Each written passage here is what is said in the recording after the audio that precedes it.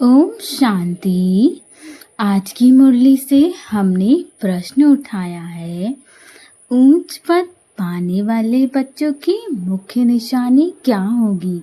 वैसे तो हम सब ब्राह्मण आत्माएं, हम सब चाहते हैं कि हम जल्दी जल्दी पुरुषार्थ करके अपना अपना ऊंच पद प्राप्त कर लें, परंतु जिनके अंदर वास्तव में ऐसे गुण हैं जिनके ऊंच पद प्राप्त होने की पूरी संभावना निश्चित है, उन बच्चों में क्या क्या ऐसी क्वालिटी होगी। तो बाबा ने उत्तर दिया है, वे सदा श्रीमत पर चलते रहेंगे, चाहे जो हो जाए, परंतु वो श्रीमत के विपरीत कभी भी नहीं जाएंगे। उनका हर कार्य, चाहे परिस्थितियां कितनी विपरीत हों, परंतु उनका हर कार्य श्रीमत के अनुरूप ही होगा। दूसरा, कभी भी हट नहीं करेंगे, चाहे जो हो, किसी बात पे लेके अटकेंगे नहीं, उलझेंगे नहीं कि नहीं मुझे ऐसा ही करना है। जो वास्तव में सच्ची ब्राह्मण आत्माएं होती हैं, वो किसी से उलझा नहीं करती हैं।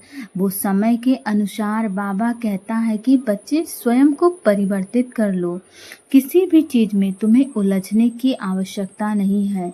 हम जितना उलझेंगे उतना अपना कीमती समय इन व्यर्थ की बातों की तरफ जाया करेंगे। उससे बेहतर है कि हम स्वयं को परिवर्तित करके चीज़ों को सरल कर लें, ना कि उनसे उलझें और किसी बात को लेके हट करें, अपना समय बर्बाद करें नहीं। वो बच्चे कभी भी किसी बात को लेके हट नहीं करेंगे। और तीसरी बात बाबा ने कही है, अपने को आप ही राज तिलक देने के लिए पढ़ाई पढ़कर गैलप करेंगे।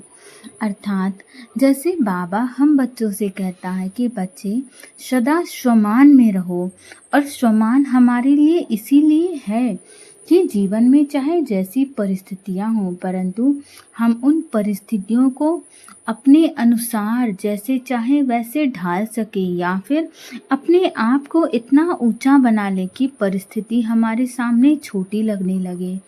और स्वयं को ऊंचा बनाने का केवल एकमात्र साधन है, स्वमान की सीट पर स्थित हो जाओ। तो जब हम स्वमान की सीट पर स्थित होते हैं तो हम स्वयं को खुद ही रास्ते लग देते हैं। जब आप कहते हो, आपका स्वमान जब बनता है कि मैं विश्व कल्याणकारी आत्मा हूँ, तो आप स्वयं को विश्व का कल्याण करने का राज तिलक लगाते हो।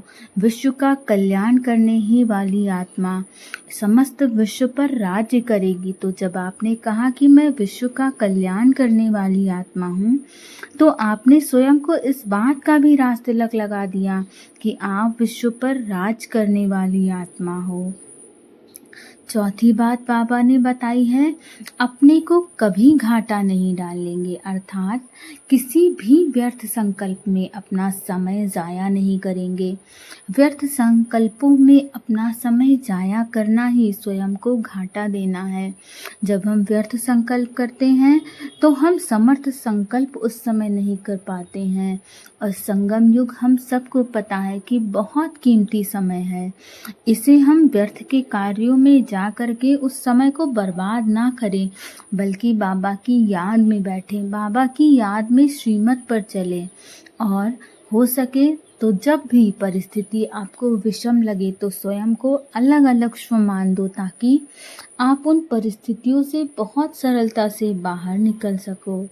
और पांचवी बात बाबा ने कही है, सर्व प्रति रहम दिल और कल्याणकारी बनेंगे। ऐसे बच्चे जिनको उच्च पद प्राप्त होने वाला है, वो बच्चे हर आत्मा के प्रति रहम दिल होंगे, किसी भी आत्मा के लिए कठोर दिल नहीं होंगे।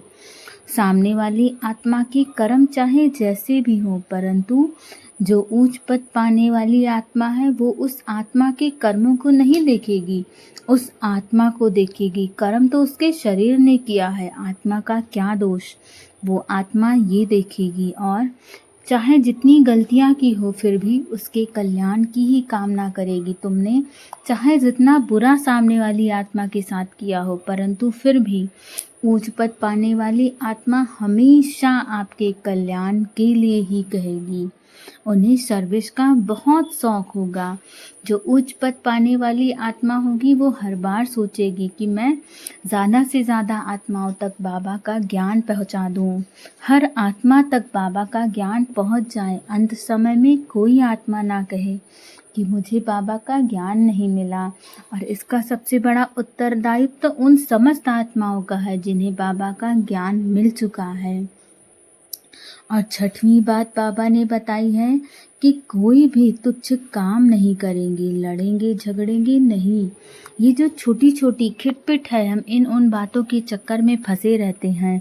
इनसे झगड़ा, उनसे झगड़ा, उन्होंने मुझे ऐसे कह दिया तो मैं कैसे चुप रहूं, क्यों ना मैं कुछ बोलूं।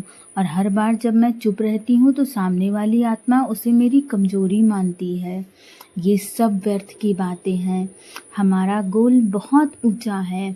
हमें विश्व कल्याणकारी राजा रानी बनना है।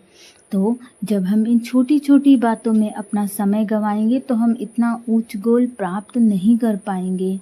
इसीलिए आवश्यकता है इन व्यर्थ चीज़ों से स्वयं को बचा के रखें। और ये सारे गुण जिस आत्मा में होंगे उसको ऊंच पद की प्राप्ति निश्चित रूप से होगी, क्योंकि इस प्रश्न का उत्तर स्वयं बाबा ने दिया है। और बाबा की वाणी हर समय परिस्थिति काल में सदा सत्य होती है। ओम शांति। यदि आपको ये वीडियो पसंद आए तो इसे लाइक शेयर और सब्सक्राइब ज़रूर करें।